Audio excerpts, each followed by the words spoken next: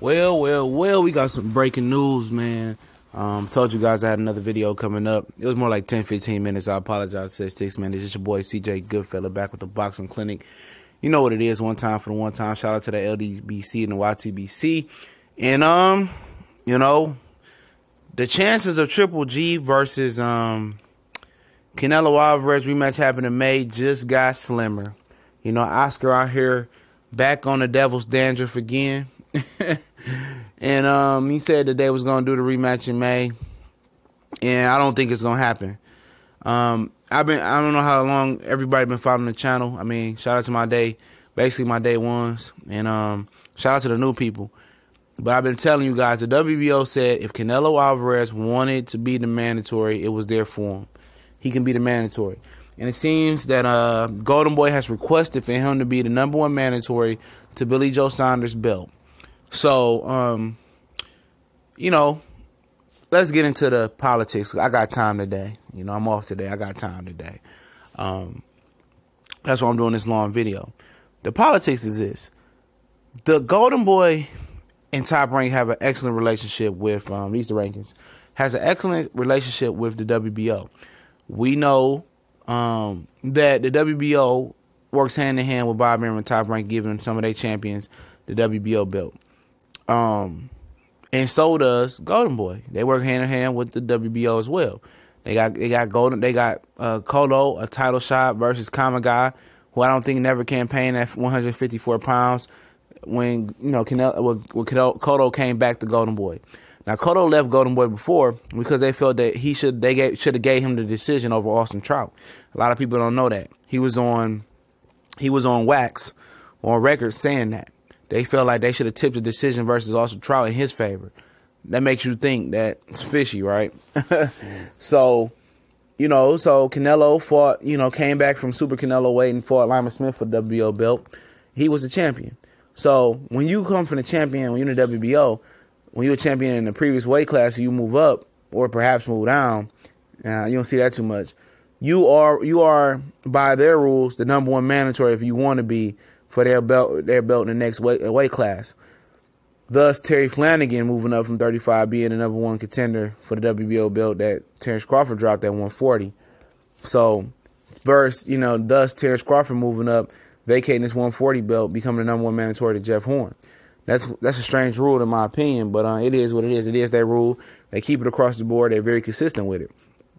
So, Canelo Alvarez has requested, and Golden Boy, well, you might as well say both of them the same. Golden Boy and Canelo has requested for him to be the #1 mandatory to the champion, Billy Joe Saunders. I follow the rankings daily, and somebody told me that they had requested it, and I came and seen it, and Canelo is #1, which means this. They about to pull a fast one, and that's why you got the comment from Gennady Golovkin.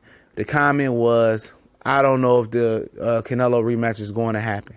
And you know what? He knows it's not going to happen. It's not going to happen in May. And, you know, they supposed to be making Jamal Charlo versus Hugo Centennial Jr. for an interim belt.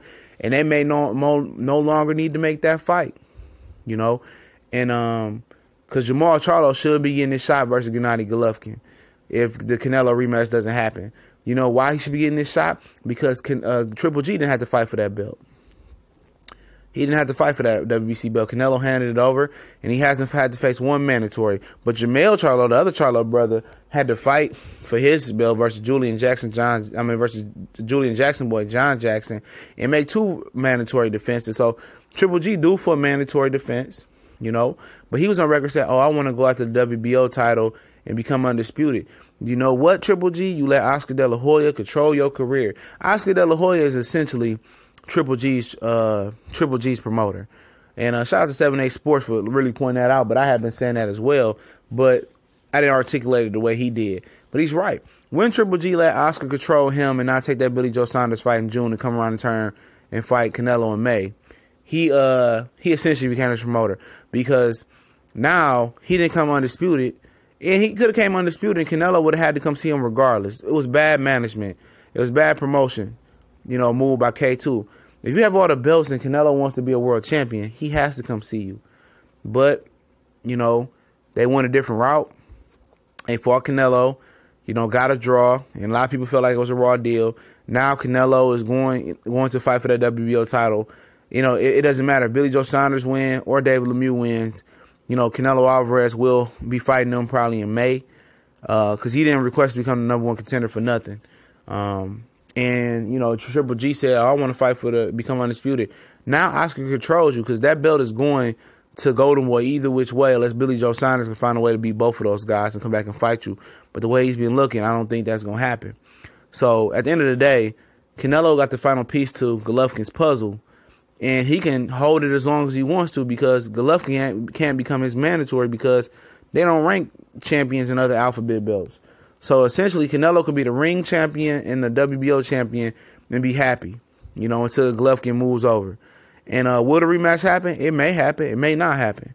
But at the end of the day, Gennady Golovkin was played. I did the video on that, so I'm not going to harp on that too much a couple days ago. He got played. And at the end of the day, he's going to be forced to face Jamal Charlo if the WBC has any bronze balls. And, you know, that's what it's looking like now, you know. And, you know, Oscar and Golden Boy played it how they wanted to play it. They gave the fans the Triple G Canelo fight. It wasn't the result some of the fans wanted, which was a draw. None of the fans wanted a draw. We wanted a clear-cut winner. We didn't get it that night. And now Canelo is moving on with his career and looks like he's going to go ahead and take on, you know, the Billy Joe Saunders, David Lemieux winner.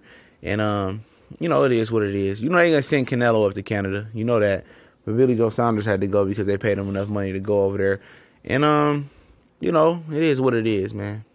And it's crazy out here, man, the way they playing it. And it's, you know, Canelo and Golden Boy and Oscar fans, they're going to flip it the way they want to flip it and try to, you know, finesse it the way they want to finesse it and articulate it the way they want to articulate it. At the end of the day, you know, Triple G don't have nobody to blame but his sorry team, his sorry management, his sorry self for doing what Oscar told him to do and trusting Oscar De La Hoya and still getting played and not seizing the opportunity and knocking Canelo the hell out.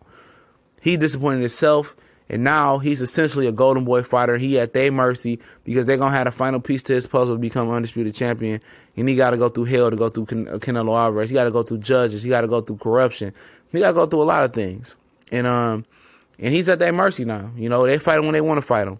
And if he's smart, you know, he might just drop those belts and move up or fight Jamal Charlo and just do something else because this undisputed dream is definitely what I said it is. It's a dream right now.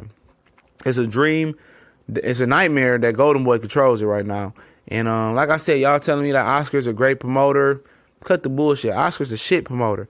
Oscar is being a smart businessman right now by protecting his last entity in Canelo Alvarez. You know, if he had to put two of his people together like David Lemieux is a good casualty.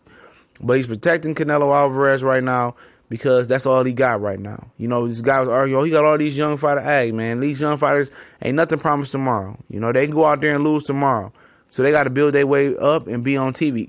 Oscar didn't even build Canelo Alvarez. Canelo Alvarez was already pretty much a star in Mexico before he got him. But Golovkin played it dumb. You know, in 35 years old, he don't even have time to be making mistakes and mishaps like this. But he made a major one. And now essentially he's at the mercy of Golden Boy. You know, if he moves up, it's a lot of lower level, mid-level guys that may become stars at some point in time in their career. But it's too dangerous for him to move up. He can't move down. He's stuck at middleweight. And it's going to be a tough time for him. But we gone. Let me know what y'all think.